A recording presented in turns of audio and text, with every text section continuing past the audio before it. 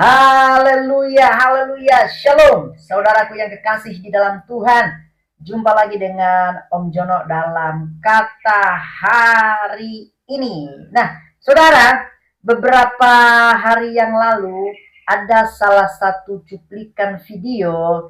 Ini merupakan sebuah podcast di mana ada seorang wanita yang berkata bahwa orang Islam itu lebih Kristen daripada orang Kristen.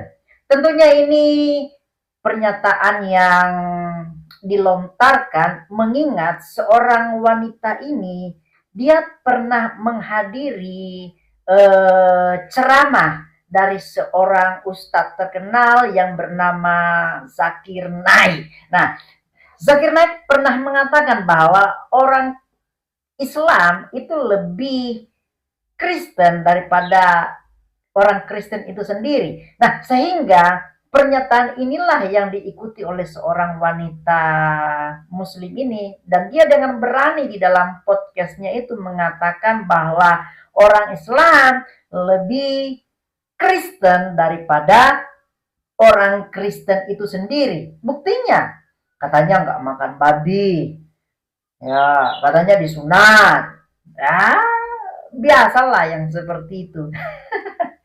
Bagi saya sederhana kawan-kawan. Kita tahu Kristen itu adalah menjadi murid Kristus atau Yesus Kristus. Mengikuti Yesus Kristus. Tentunya kalau orang Islam yang berpandangan seperti wanita tadi, maka untuk melakukan hal yang sama seperti Kristus atau seperti Yesus, itu jangan sepotong-sepotong. Maksud saya begini, ada banyak hal yang menjadi perbedaan antara orang Islam dengan orang Kristen di dalam mengikuti Yesus atau menjadi murid Yesus Kristus. Karena menjadi murid Yesus Kristus itu nggak mudah. Nggak semudah kita mau mengatakan di depan podcast atau di depan orang-orang tertentu yang sedang live, yang sedang podcast atau membuat video dan lain sebagainya. Tidak. Tetapi menjadi murid Yesus Kristus itu perlu ketulusan hati, perlu keputusan yang bisa saya bilang dalam tanda petik nekat. Karena nggak mudah.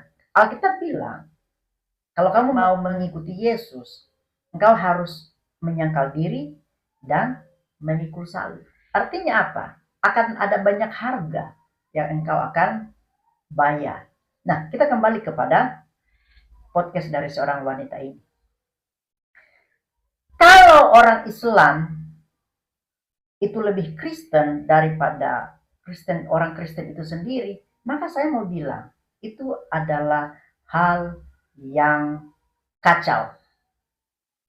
Sekali lagi, itu adalah hal yang kacau. Itu adalah pernyataan orang-orang yang tidak masuk di akal. Kenapa? Karena kalau hanya dengan pernyataan bahwa orang Kristen nggak disunat, sedangkan Yesus disunat, lalu orang Kristen makan babi, ya lalu Yesus Kristus tidak makan babi, itu adalah pernyataan yang hanya biasa-biasa aja. Tentunya di bagian-bagian ayat yang lain di dalam Alkitab, kita bisa mengetahui, bisa menyelidiki bahwa sunat yang sesungguhnya bukan secara lahiriah, tetapi secara hati. Apakah hatimu berkenan di hadapan Tuhan atau tidak? Ya, Petrus diberikan penglihatan tentang makanan haram dan yang tidak haram. Tuhan bilang apa? Bukan masalah haram tidak haramnya, masalah hatimu. Mau gak engkau percaya Tuhan? Seperti itu kawan-kawan. Ya, kalau pernyataan perempuan ini berkata bahwa orang Islam itu lebih Kristen daripada Kristen, maka salah besar kawan-kawan. Tentunya ada persyaratannya untuk menjadi murid Kristus. Pertama, syaratnya adalah harus penuh dengan Roh Kudus. Sekarang pertanyaannya untuk orang Islam. seorang wanita yang tadi podcast tadi, saya mau bertanya, izin. Apakah orang Islam pada umumnya percaya tentang Roh Kudus? Mereka saja nggak tahu Roh Kudus itu apa.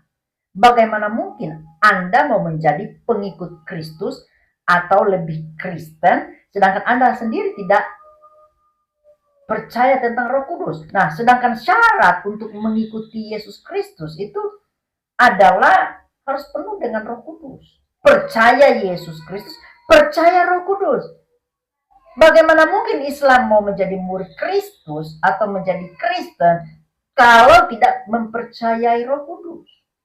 Sangat-sangat tidak masuk akal. Itu yang pertama.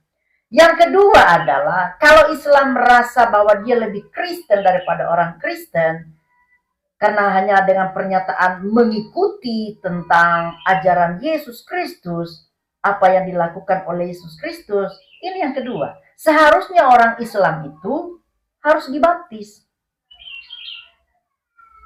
Masalahnya orang Islam hari ini dibaptis apa tidak? Kan begitu.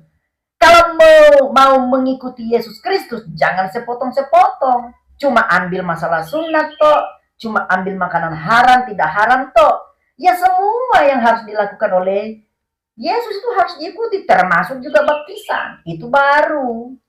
Ya, jangan cuma dua toh.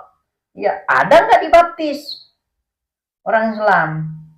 Ya, itu yang harus jadi penekanannya. Ya. Yang ketiga, kalau orang Islam itu lebih Kristen daripada Kristen, ya, apakah orang Islam menyebut nama Tuhan dengan nama Bapa atau Yahweh atau tidak?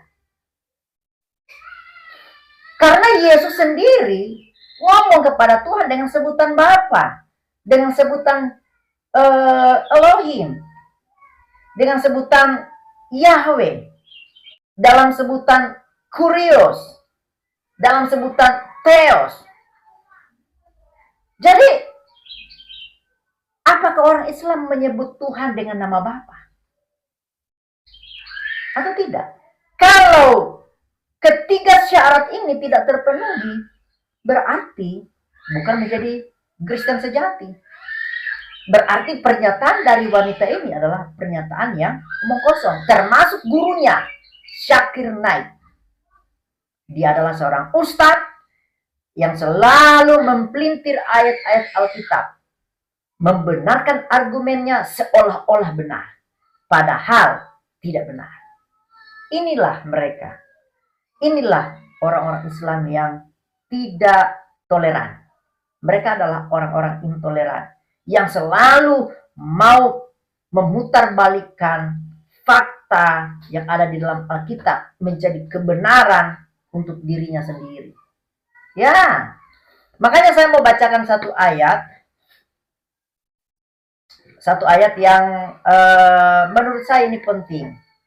Di dalam 2 Timotius 4 ayatnya yang kedua sampai dengan ayatnya yang keempat, firman Tuhan berkata seperti ini. Beritakanlah firman, siap sedialah, baik atau tidak baik waktunya. Nyatakanlah apa yang salah, tegurlah dan nasihatilah dengan segala kesabaran dan pengajaran. Ayat 3. Karena akan datang waktunya orang tidak dapat lagi menerima ajaran sehat, tetapi mereka akan mengumpulkan guru-guru menurut kehendaknya untuk memuaskan keinginan telinganya. Ayat 4 yang terakhir, mereka akan memalingkan telinganya dan kebenaran dan membukanya pada dongeng-dongeng. Wanita di podcast tadi itu dia sedang berdongeng. Dia sedang memutarbalikkan kebenaran. Dia sedang memalingkan telinganya dari kebenaran itu sendiri. Tuhan Yesus memberkati.